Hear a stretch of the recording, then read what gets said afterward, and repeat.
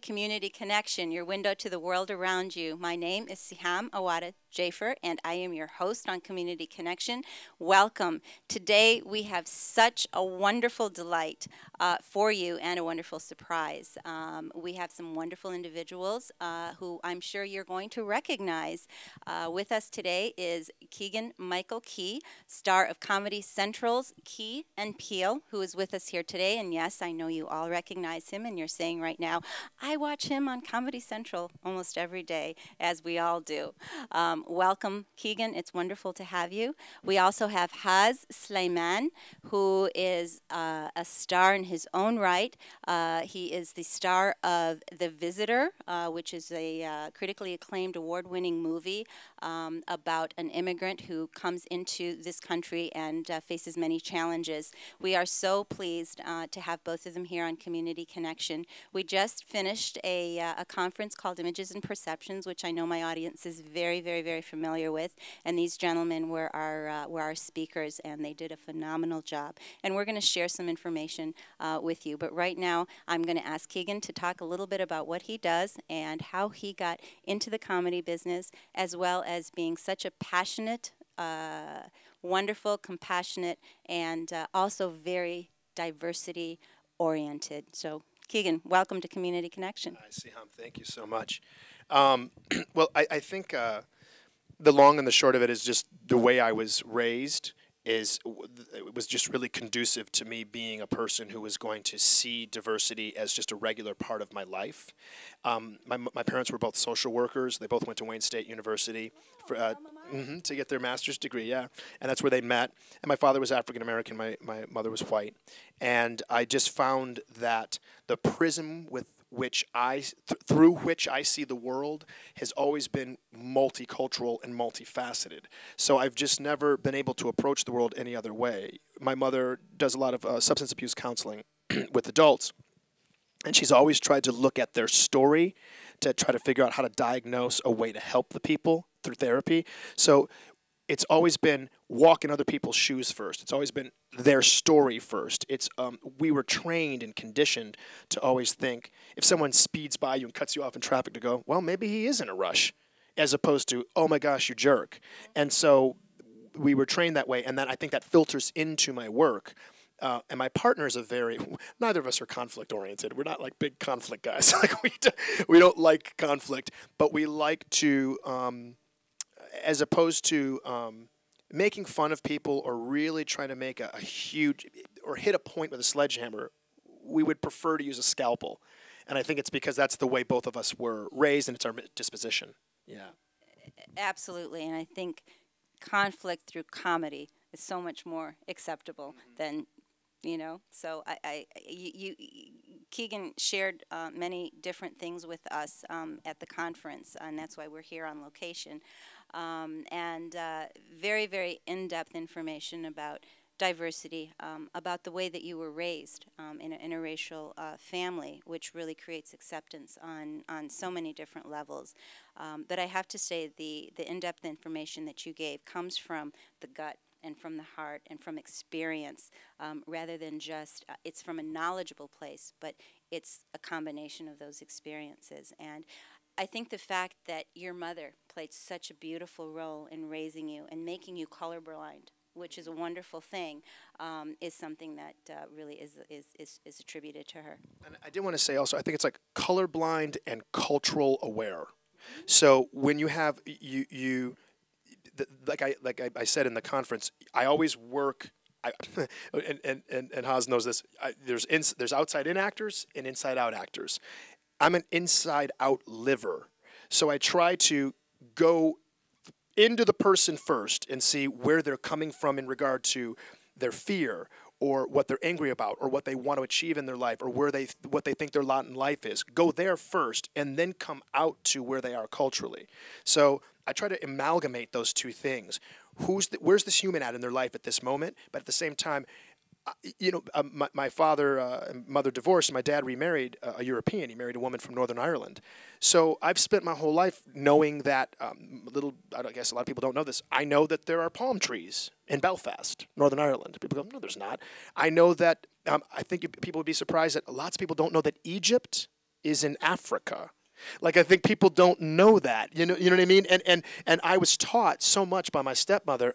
She'd look at me like, well, how do you not know that France is this and Algiers was that? And I learned, I had a thirst for knowledge that was planted in me by my mom, and then exacerbated in the best possible way by my stepmother and my father. So.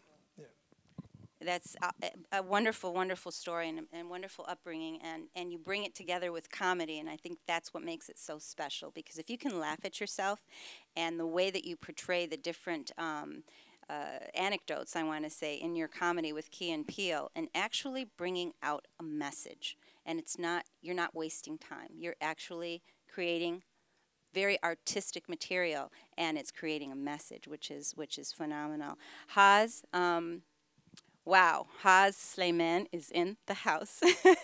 He is the star of The Visitor, as we had spoken earlier. You played Tariq, and Tariq was an immigrant that came into this country and sort of happened upon I want to say, a regular white man who really wasn't very affluent in the ethnic culture of differences and awareness, and you sort of changed him. He said he is not a Keegan, but tell us a little bit about that, and tell us about the roles that you play, and how you filter that and your emotions in terms of the roles that you're offered and the roles that you actually take as an Arab American. Because I know, as we spoke in the conference, they always want Arabs to play terrorists, and that's unfortunate. But there's different ideals and different routes that you have to take in order to get where you need to go. So talk to us a little about that. We have one mic today, ladies and gentlemen, and we're going to share, because sharing's the happy way. First, Keegan, you're my hero. You really are. I mean, that speech you gave today is amazing. In terms of my experience, I mean, just not to bore you guys right now, but yeah, I mean, you have to go through, a certain way of understanding the game that's being played. It's a business, as we talked before, and show business. So there's that element as well, and you have to, as you're starting, you're trying to build a profile in the beginning, and you want to learn as well. You want to get the experience and the connections and so forth. And as you're doing that, this also might put you in positions and situations where you might say yes to certain roles that you won't necessarily want to play, only because you want to work with this director or with this producer or this studio, or because the story itself is great, but maybe the character isn't. So there are many other reasons, or maybe simply you just want to make money. If you're in a position where money is important and you're in survival mode. But as you do it, and as you learn how powerful film is, it changes you. And when I did the film The Visitor, it really gave me a new perspective about what this is all about for me and why I'm an actor. Kind of redefined that for me.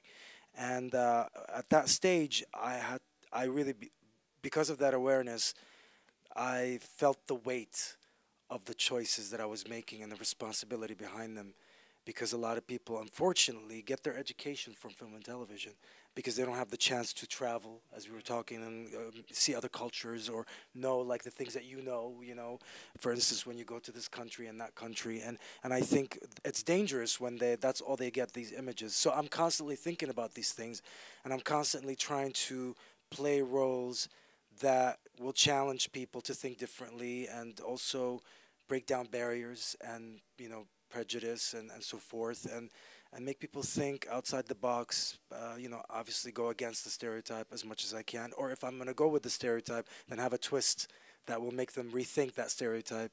I love also roles that are not ethnically specific to who I am, because then again, that, highlights something else that I think is beautiful about us as people, that we all tend to judge one another, unfortunately, just by the look, but then we're not even close to what we're thinking about each other. And I think there's something to keep that in mind all the time, because we can easily do that before we even get to know the person. And once you get to know the person, you're like, oh, everything I was thinking was completely different from when I got to talk to this person. And I like to play roles that do that. And also to now, develop projects, because that's where the power is. Studios and producers, they tend to choose that for you, make those choices. Like, we're gonna, take this script, we're gonna produce this, film, and we're gonna release this one, and then this is the selection is that you have that to choose from, and I think if you want to take it a level up higher, is that you develop your own projects and you tell your own stories that you believe in, that you're passionate about, and hopefully, for me, my main concern is to absolutely entertain, which is what comedy does. Sure.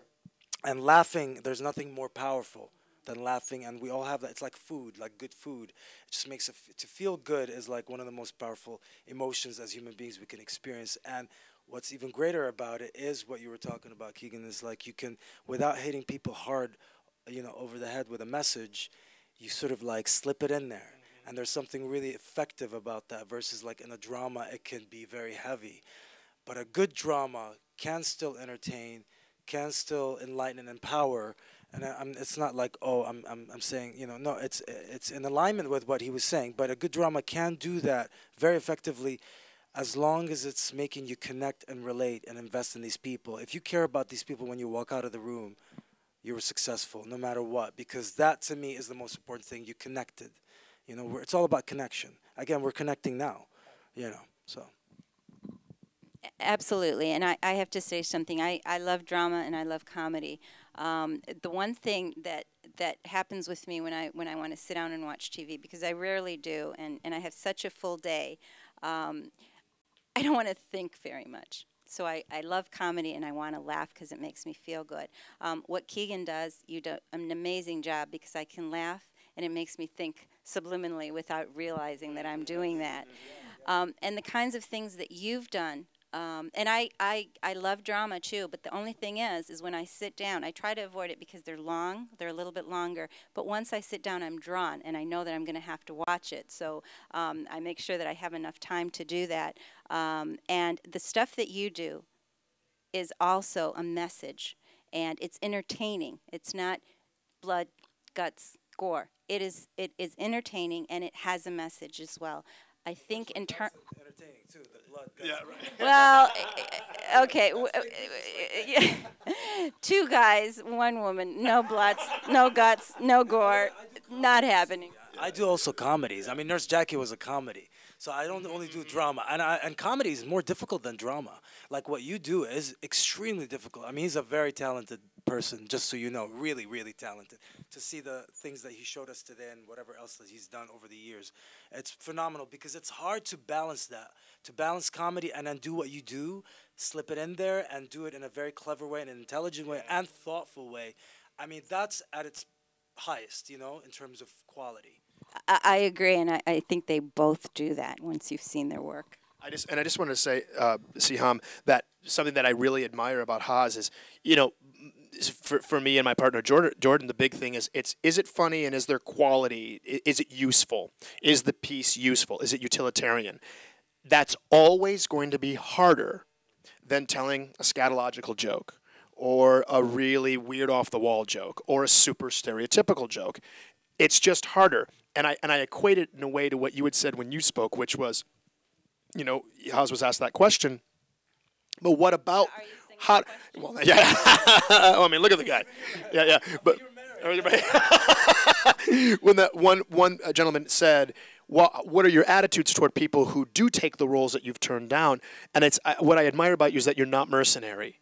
That when you, I can tell from the short time I've known you that when you go to bed at night, you can put your head on the pillow and you find solace and peace when you go into your slumber, because you know in your heart you're not mercenary. If you've got to eat, you've got to eat, and so he does the job, but doesn't mean he loves the job, And I think there's something that is, for a person of moral character, that is one of the numerous difficulties of what we do for a living.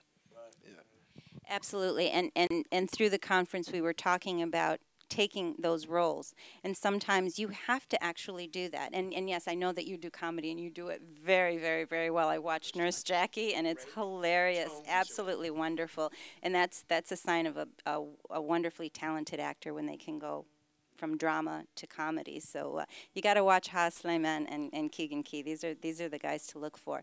But when you're doing those roles that you're not crazy about, sometimes, and we talked about sort of paying your dues to be able to get into the landscape and into the process, and doing that opens the doors a little bit. So there is a little bit of a sacrifice to be able to make the changes that you want.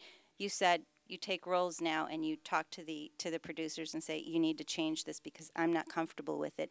And had you not taken those roles, I don't think you'd be at that position that you'd be able to do that right now. Right. Recently I went in for a big new show. I'm not gonna mention what it is. It hasn't been yet. It's a pilot, but I'm not doing it. But I had a hard time because of the storyline and certain things about it, and I didn't trust the writers where they're going, what's their vision.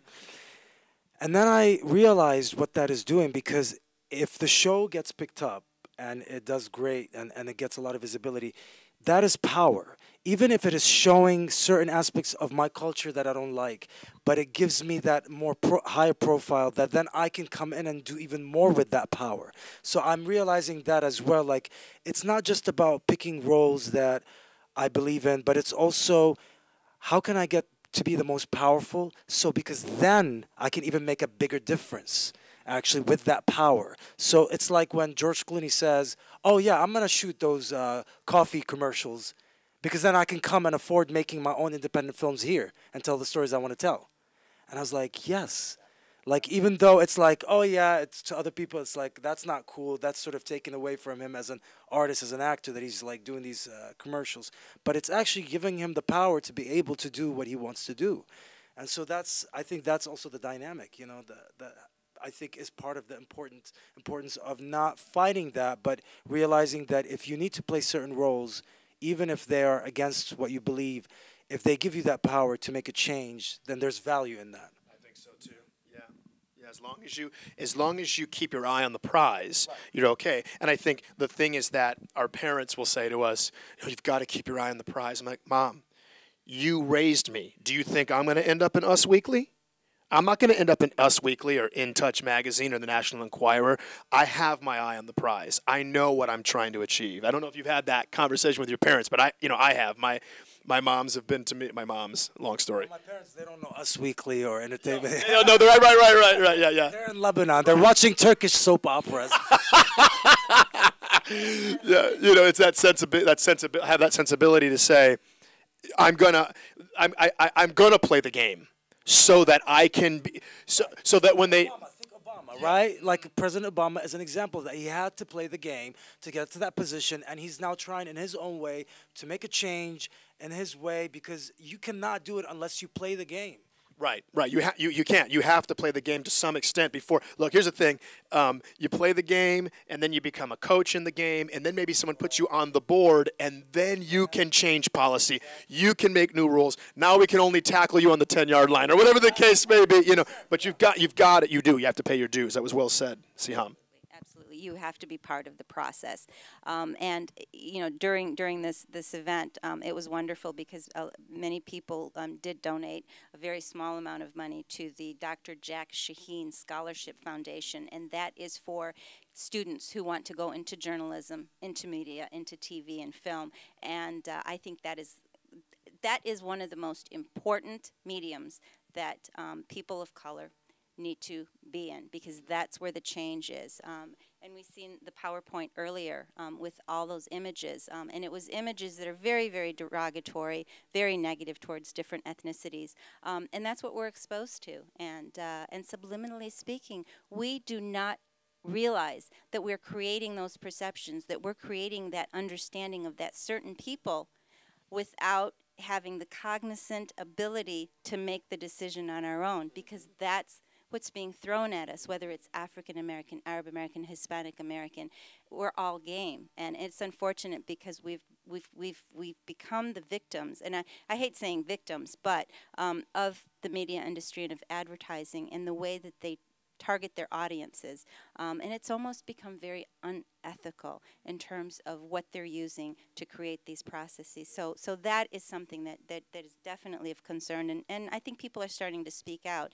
But I think what you gentlemen do, you have you're in a field that everybody dreams to be in, but you're not using it as something that is of a selfish, personal nature. You're using what you can do to make a difference for who you are individually, and that is what puts you apart from everybody else, because that's what's important, being able to be part of the process, being the decision maker, and saying, I want to be in this film, but you know what? If you want me, you're going to change that storyline, because you know what? That's cruel. It doesn't make sense, and I'm not doing it unless you do this. So when you have star power and when you have that ability to do that, then you can be the change. So sometimes, and I hate to say this, but it's true and it's reality, and we can't color, everything. You have to pay your dues sometimes, and you have to do things that you're not crazy about, because you can't get your foot in the door unless you play the game, right? Yeah. So we're absolutely doing that. You said a lovely story about an elephant when you were talking, and I think people don't see the whole picture. Give us a little bit of a synopsis of that, and what the theory of. Right. Well, there's a story that started on the subcontinent of India, but it's really permeated a bunch of different cultures, Hindu culture and certain Arabic cultures, and in Micronesia and Malaysia. But it's simply a story about 6 blind monks being around an elephant and touching different parts of the elephant. And so each monk describes the elephant only by the part that he's touching. He doesn't have, it's not a holistic view. And in some of the versions of the story, they've been blind their whole life and they don't know what it means to be blind. They just think everybody smells and tastes and hears. So only at that moment do they realize that they're blind, that they're all having separate experiences. They go, oh, so wait a minute, how do you know? Oh, wow. And the narrator notices that. But for me, the big thing was, you can't, the takeaway is always, you don't know what you don't know. And so you hold on to what you do know. And if you learn a certain thing, you are going to, of course, think it's the only way to do something. We're designed that way. We're designed to get into community. And once we get into community, we start to feel, as I said in the piece, comfort. And the comfort and the reassurance of, I know how to do this thing, I know how to do this thing, it perpetuates itself. So that you don't even know, like you said, the biggest challenge is that you can look at a piece of work right now, at this moment in your career, you can look at a piece of work and say, I'm reading the piece of work in front of my face, so I can say, that's a stereotype.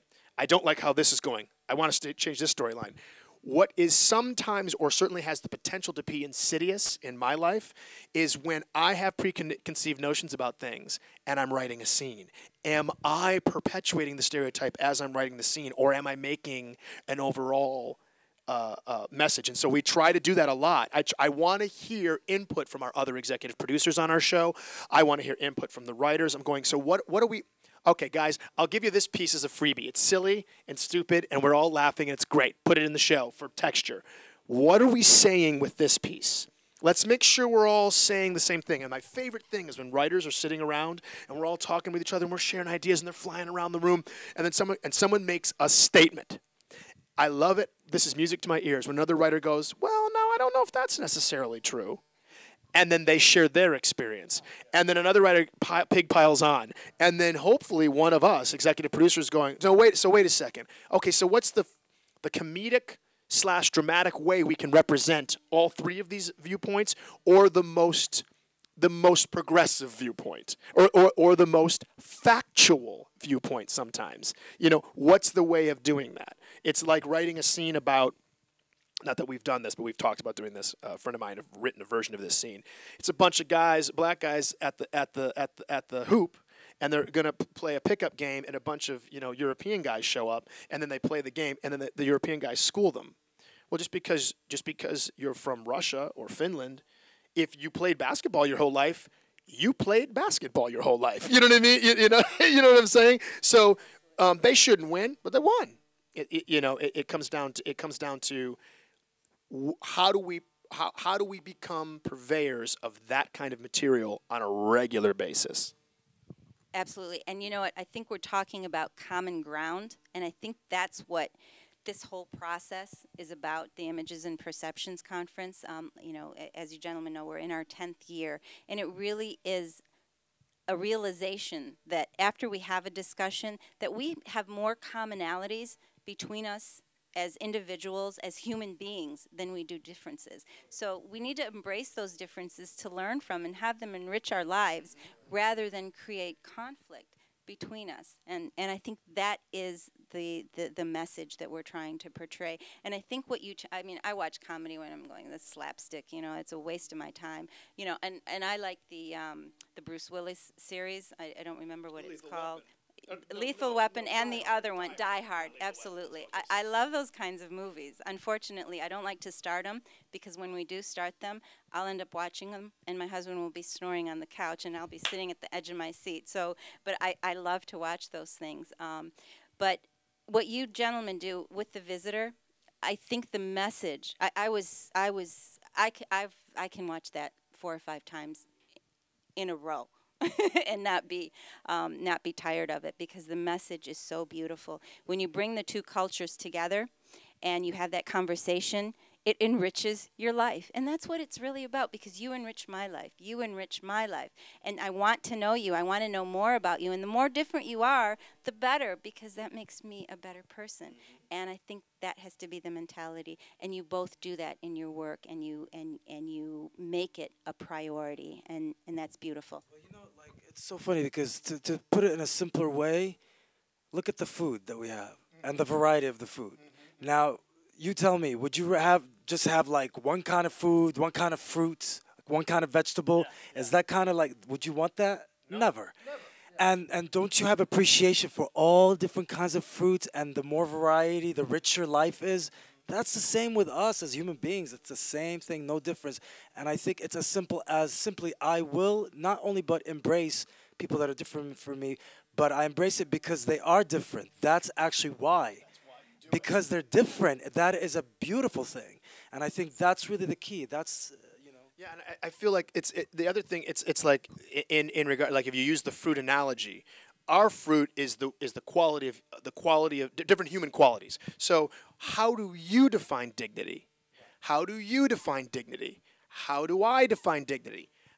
How do you define, you know, we all think, well, everybody knows what jealousy means. No, jealousy might mean something different to Hassan than it does to me. You know what I mean? So you know, you're a pineapple and I'm an apple. Well, because the only thing I've ever known as jealousy is an apple, I assume everybody's jealousy is an apple. Yeah. Well, my favorite food is fruit salad, and it's wonderful, absolutely wonderful. Thank you so much, Haaz Sleiman, Keegan-Michael Key. Thank you for joining us on Community Connection. We'll see you next time.